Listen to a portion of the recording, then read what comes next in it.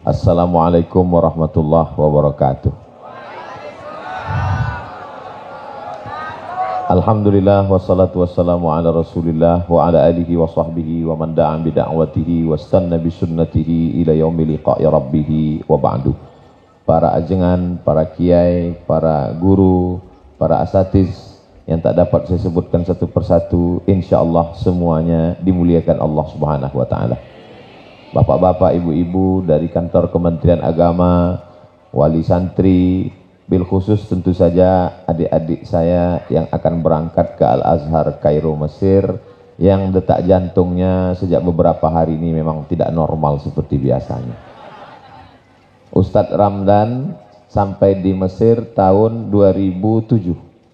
Saya sampai di Mesir 5 September 1998. Jadi jarak kami 9 tahun. Jauh sekali. Hari ini kami bisa dekat bersama itu karena syafaat adik-adik sekalian. Kalianlah yang menyatukan kami bisa duduk bersama di sini. Kalau bukan karena tepuk tangannya tunda dulu, sentuh sebentar. Kalau bukan karena ingin memberangkatkan kalian, maka kami mungkin tidak duduk bersama. Ini ungkapan cinta kami sebagai kakak kelas terhadap adik-adik sekalian. Saya sekarang ini perasaan saya bukan sebagai ustadz yang memberi pembekalan. Lebih pada seperti saya kembali tahun 1998 waktu diberangkatkan akan pergi ke Cengkareng naik pesawat menuju Kairo. Saya sekarang pulang dari tahun 2022 ke 1998, seperempat abad, 24 tahun mundur ke belakang. Begitulah agaknya perasaan saya saat ini. Kami sebelum berangkat ke Mesir pelatihan bahasa Arab dulu di Jurang Mangu Timur. Nama tempatnya Hadiqatun Najah. Waktu itu anak Indonesia yang lulus 100 orang, tapi yang berangkat 75 orang. Yang 25 tidak berangkat karena krisis moneter, dolar 2000 menjadi 20.000. Jadi yang lain mengundurkan diri. Saya termasuk minan naqidin, termasuk orang-orang yang nekat. Lalu kemudian kami pun pelatihan bahasa Arab lah di Jakarta. Berangkat dari Pekanbaru naik bis 3 hari 3 malam. Sampai di Jakarta pelatihan nggak pulang-pulang. 2 bulan lamanya setelah pelatihan, antum kalau mau lihat foto ana 24 tahun yang lalu saya ajarkan.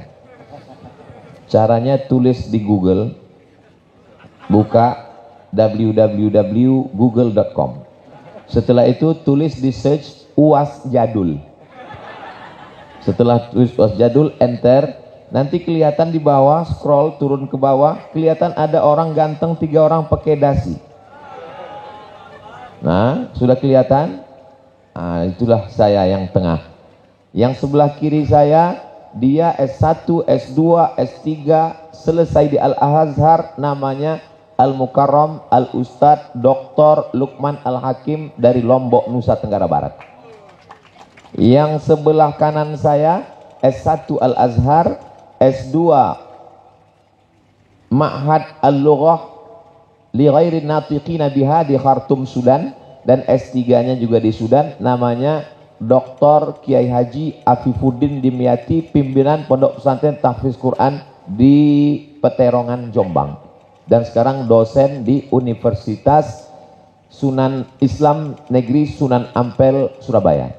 Kemudian di belakangnya yang mengintip itu namanya S1 Al-Azhar, S2 Al-Azhar, S3 Al-Azhar, namanya Ustadz Ahmad Ikhwani dari Lampung dan sekarang dosen di Lampung.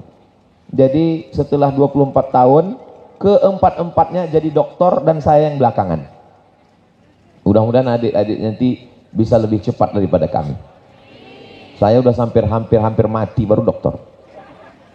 Lalu kami pun setelah pelatihan dilepas di kantor Kementerian Agama, lalu kemudian berangkatlah pada tanggal 4 September tahun 1998, berangkat dari Cengkareng pakai pesawat Masya Allah Royal Jordan Airlines.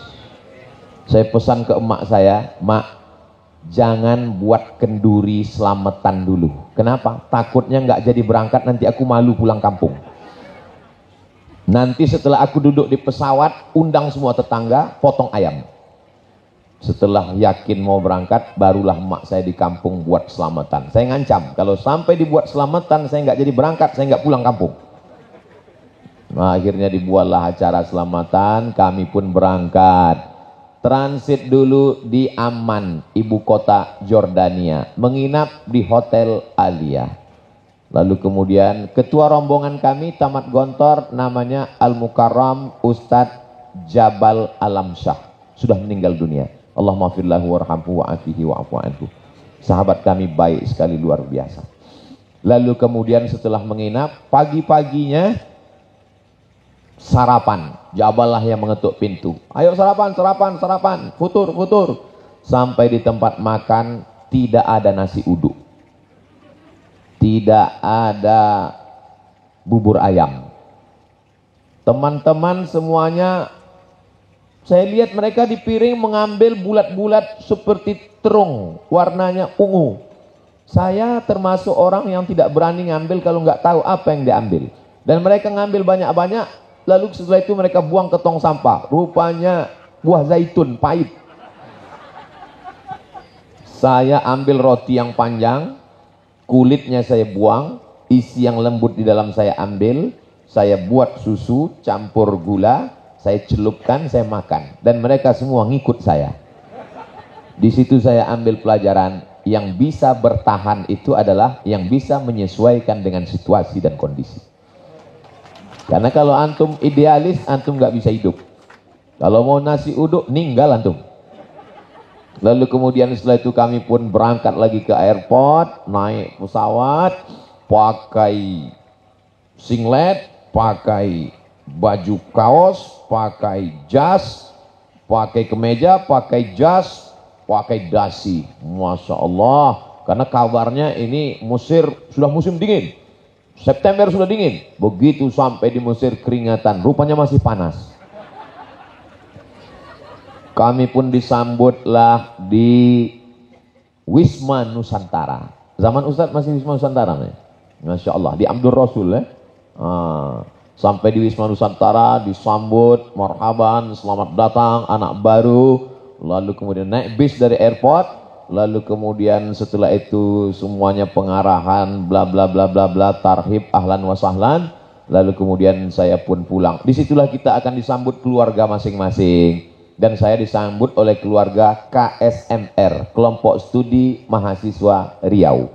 Sahabat-sahabat saya yang dari Jawa Barat namanya KPMJB, Kekeluargaan Pelajar Mahasiswa Jawa Barat. Yang dari Medan namanya HMM, Himpunan Mahasiswa Medan. Yang dari Sumatera Barat namanya KMM, Kekeluargaan Mahasiswa Minangkabau. Ini kalau saya sebutkan sampai habis, maghrib baru selesai. Lalu kemudian setelah itu ditanya-tanya, naik pesawat apa tadi? Saya naik pesawat Royal Jordan Airlines. Kata senior saya senyum-senyum, oh pesawat yang paling murah. Rupanya itulah tiket yang paling murah. Lalu kemudian setiap hari urusan ijroat. Lalu kemudian ketika di Wisma itu setiap kakak-kakak kelas itu mengiklankan jurusan. Mau bahasa Arab, mau tafsir, mau hadis, mau fikih. Nanti kalau pulang ke Indonesia tetap yang ditanya adalah masalah fikih. Maka pilihlah fakultas syariah. Kata yang dari fikih. Lalu setelah itu datang yang satu lagi. Walaupun hebat di fakultas syariah, tapi kalau tidak memahami ilmu jarah wa ta'dil, hadis dhaif, hadis hasan, hadis munqati, maka ijtihadnya salah. Maka yang paling bagus adalah jurusan hadis. Itu pun datang yang satu lagi. Mau ahli fikih, mau ahli hadis, semuanya bersandar kepada Al-Quran. Maka ambillah jurusan tafsir. Yang satu lagi ngomong, mau tafsir, mau hadis, mau fikih, kalau nggak bisa bahasa Arab, buntu. Maka yang paling hebat adalah jurusan bahasa Arab. Datang kakak kelas yang satu lagi, mau bahasa Arab, mau tafsir, mau hadis, mau fikih, mau usul fikih, semua ada di Fakultas Dirasat Islamiyah. Akhirnya kita anak baru, error. Aduh, bingung. Ternyata di tengah kebingungan yang memberikan solusi adalah ibu. Mak, aku ambil jurusan apa? Mak saya nggak sekolah, tapi dia orangnya insya Allah solihah mendoakan saya. Kata dia, kau ambil jurusan yang tidak jauh-jauh dari Quran hadis. Setelah hari berganti musim berubah, 10 tahun setelah itu baru ditunjukkan Allah. Ternyata pas saya pulang, pas pulang ke UIN, penerimaan dosen formasi hadis. Disitulah pilihan ibu. Luar biasa. Dia tidak berdasarkan akalnya, tapi hatinya. Ittaqu firasatal mu'min, fa innahu yanzuru binurillah. Nanti saat antum bingung, antum telepon ibu. Tidak ada tempat lain meminta. Ibu diturunkan Allah untuk menjadi wakil Allah Subhanahu wa ta'ala, karena kita tidak bisa berjumpa dengan Allah. Makanya Allah katakan melalui lisan Nabi Muhammad SAW, ridallah fi ridal walidain wa sukhutullah fi sukhutil walidain. Itu jurus saya. Kalau adik-adik punya manhaj lain, enggak saya larang. Saya termasuk yang tidak suka memaksa orang lain untuk ikut saya. Ini hanya sekedar ngobrol-ngobrol, cerita-cerita aja. Akhirnya saya pilihlah Fakultas Usuluddin. Kenapa tidak syariah? Karena kata kawan-kawan, syariah ini ngapal nyaman, rambut sampai rontok. Di samping saran dari orang tua, yang gak jauh dari tafsir hadis adalah Usuluddin. Singkat cerita, saya pun muadalah, lalu kemudian semester pertama, September, Oktober, November, Desember, ujian. 8 mata kuliah. Mulailah beli muqarrar alias diktat antara 200 halaman sampai 300. Lalu kemudian baca pertama, buka. Sebelah kanan muqarrar, sebelah kiri Al-Munawwir. Karena saya ini kelas 1-nya di Al-Wasliyah, kelas 2-nya di Darul Arafah, kelas 3-nya di Nurul Falah. Kira-kira kalau orang sekolah sampai 3 itu orang baik apa enggak baik? Jadi bahasa Arabnya, kosakatanya, mufrodatnya kurang. Jadi saya pegang sebelah kanan muqarrar, sebelah kiri munawwir. Jadi muqarrar saya itu persis seperti hutan. Hutan belantara, banyak sekali semak-semaknya. Semua mufrodat. Mufrodat itu ada kosakata. Baca pertama saya cari mufrodat. Baca kedua saya garis. Yang muhim merah. Yang kurang muhim hijau. Yang enggak muhim hitam. Ayat-ayat. Baca ketiga saya buat khulasoh. Saya termasuk orang yang cepat bosan kalau baca.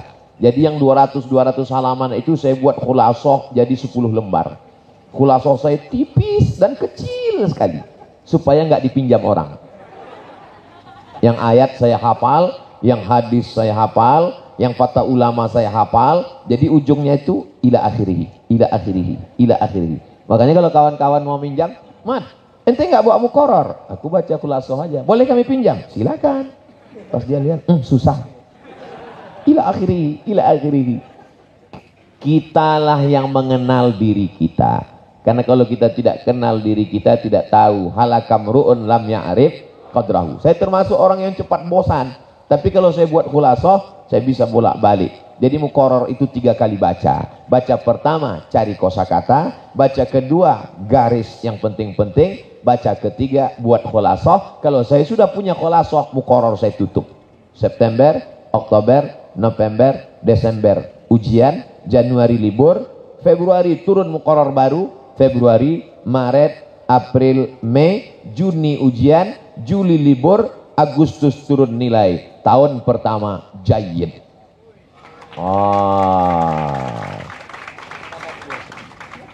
Makbul indallah.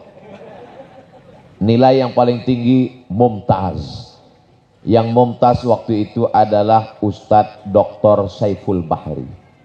Sekarang di Jakarta, tafsir. Satu-satunya mumtaz waktu itu. Yang di bawah itu adalah jayyid jiddan. Hanya beberapa orang, wali-wali kutub. Lalu kemudian di bawah itu adalah jayyid. Di bawah jayyid itu adalah makbul. Selalu makbul disebut makbul indallah. Karena nggak bisa S2. Yang paling bawah adalah minar rasibin. Jadi kalau kita sudah tahu nilai tahun 1, itu biasanya kita sudah bisa mengukur diri. Tahun 1 itu memang betul-betul ittaqullah haqqa tuqatih. Setakut-takutnya. Beasiswa saya 162 pon. 50 pon untuk iuran asrama. Saya sewa rumah, saya nggak tinggal di Buus. 50 pon untuk iuran makan. Kami pakai jadwal makan, jadwal masak. Lalu kemudian yang 20 pon untuk beli mukoror, 20 pon untuk beli obat, persiapan mana tahu sakit, 20 pon untuk ongkos bis. 4 tahun kuliah nggak pernah minta uang ke kampung walau sekalipun. Saya yakin kalau untuk baca mukoror adik-adik kuat, tapi untuk nggak minta uang ini memang agak berat dikit. Nanti anak kasih ijazahnya. Sampai mak saya bingung, kau makan apa? Dia bilang, saya masih makan mak. Dari mana? Beasiswa Al-Azhar. 4 tahun kuliah, nggak pernah masuk mall, nggak pernah masuk KFC, dan cewek nggak tertarik karena nggak punya uang. Mahasiswa Indonesia 2.400 orang, laki-laki 2.100, perempuan 300, persaingan ketat. Oh, Ustadz Somad nggak dapat kiriman karena Ustadz susah. Bayangkan aja sendiri, 100 yang dapat beasiswa, 70 orang yang berangkat, 75 di zaman moneter saya bisa berangkat. Orang tua saya tidak terlalu susah, tidak terlalu kaya. Kami alhamdulillah keturunan orang-orang kaya, 7 turunan. Cuman saya keturunan yang ke-8. Saya memang prinsip saya mesti berdikari, saya tidak mau minta. Akhirnya setelah tahun pertama itu saya bisa ngukur, oh ternyata ngatur belanja bisa, masak bisa, kuliah bisa, nilai sudah jayyid. Ketika libur, memang kalau sudah libur, selibur-liburnya. Jadi kalau ketika belajar, TV mati, kamar tutup, tamu nggak boleh datang. Pura-pura nggak ada di rumah. Tapi kalau sudah libur, memang libur selibur-liburnya. Kami pun pergilah bersama kawan ke pantai. Pergi ke pantai Alexandria, sewa villa. Wah, villa yang 3 kamar, yang biasa diisi 6 orang, kami isi 30 orang. Naik kereta api kelas Kitor Ghanam, kelas kambing. Tiket kereta api yang paling murah, kelas ekonomi yang berdiri, nggak pakai nomor kursi, ditawar nus asan tolib, setengah harga karena mahasiswa. Tunjukkan karnet anak tolib, ayallah roh. Lalu kita pun berangkat, kawan-kawan keren, pakai tas belakang, pakai celana pendek tapi tetap tidak membuka aurat. Ini gaya-gaya, kacamata hitam, padahal di dalam tas itu telur ayam. Kita di sana nggak ada beli makanan, masak sendiri, pasang jadwal. Pagi pergi ke pantai, main bola, nikmati liburan. 4 tahun di Mesir nggak pernah pulang. Tahun pertama, tahun kedua, tahun 2000 kawan ngajak, Mat, ayo kita ke Makkah haji. Oh mantap. Di zaman saya ke Makkah tidak perlu pakai travel. Jam 4 subuh kami pun ngantri di depan kedutaan Saudi Arabia untuk ngantri ngambil visa. Bawa duit $300. Duit dari mana? Waktu berangkat dulu bawa 500, nggak pernah dipakai, hampir dimakan rayap. 300 untuk beli tiket, 100 untuk tiket, 300 untuk visa, 400, yang 100 simpan. Lalu kemudian naik kapal laut, nama kapalnya Wadi Nil. Dari Kairo 7 jam menuju terusan Suez, dari Suez naik kapal, dipukul ombak, dihempas gelombang, melewati Laut Merah.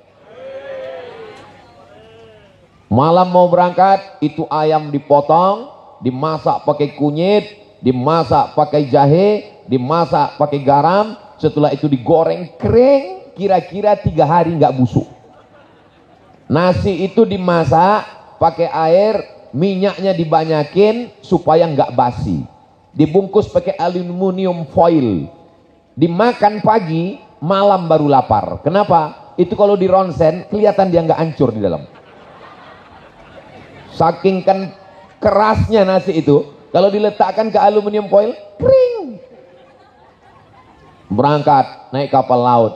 Perjalanan melaksanakan ibadah haji yang luar biasa itu ditulis begitu apik dan indah oleh Dr. Agung Irawan.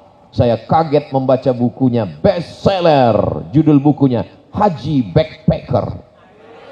Wow, amazing. Padahal dulu itu haji gelandangan.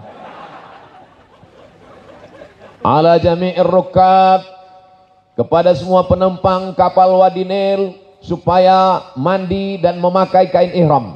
Kami pun memakai kain ihram, meleleh air mata mengenang ayah dan emak di kampung.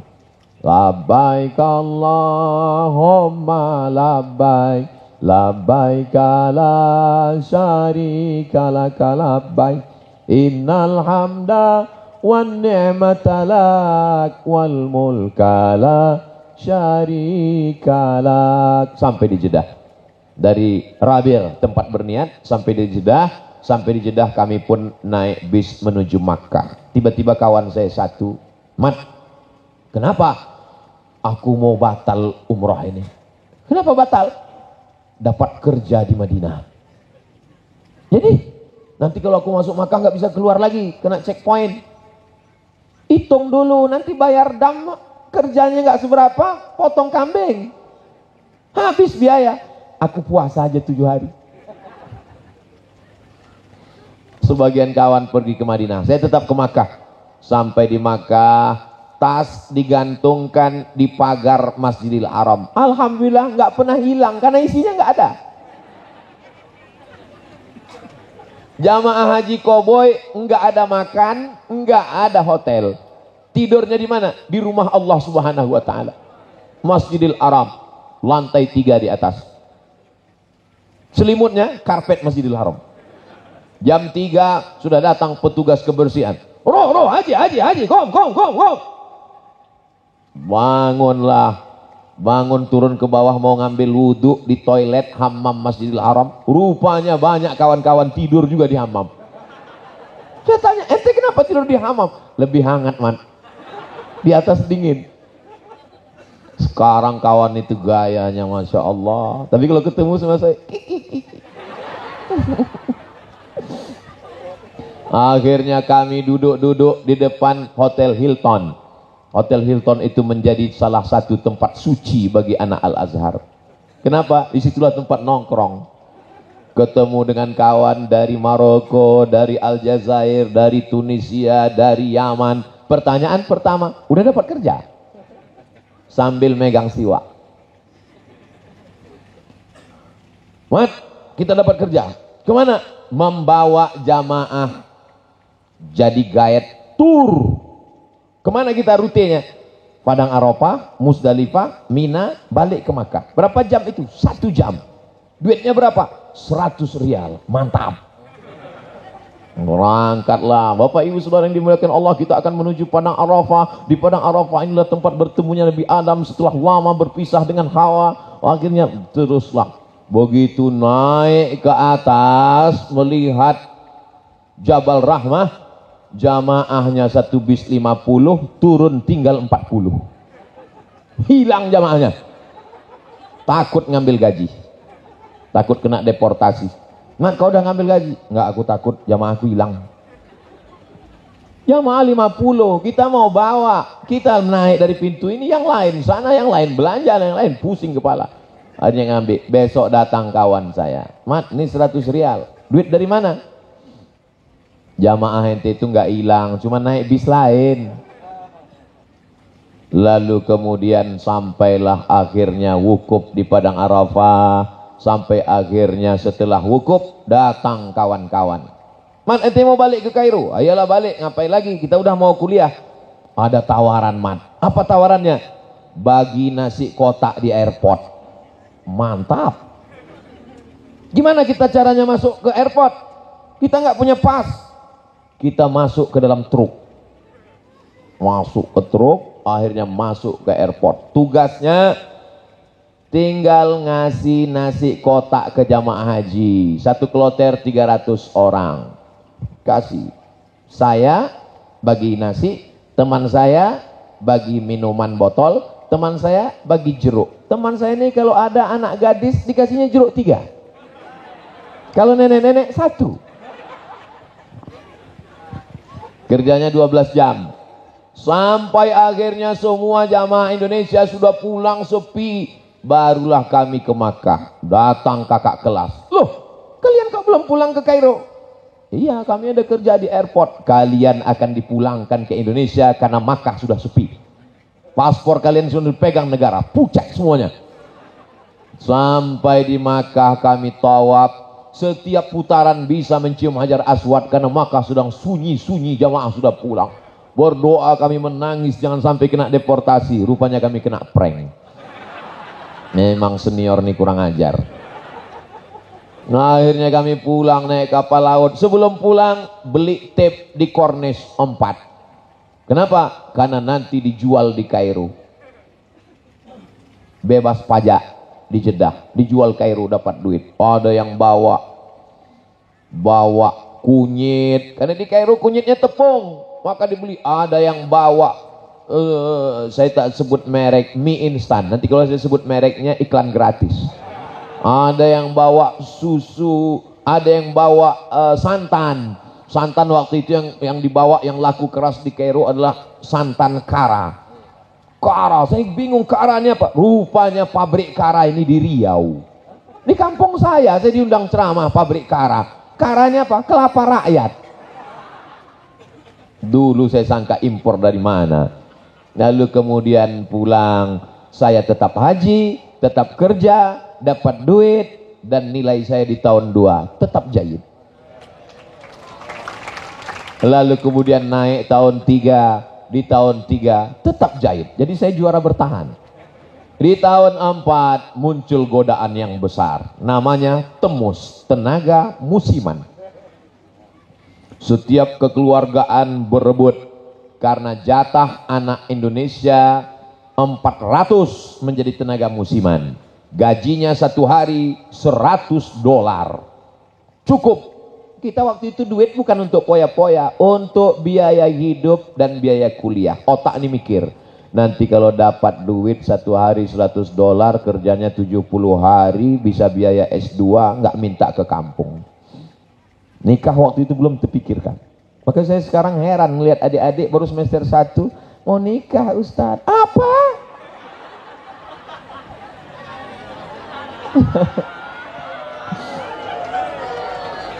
Jadi kemudian lalu ini jatah untuk Kairo 25 orang.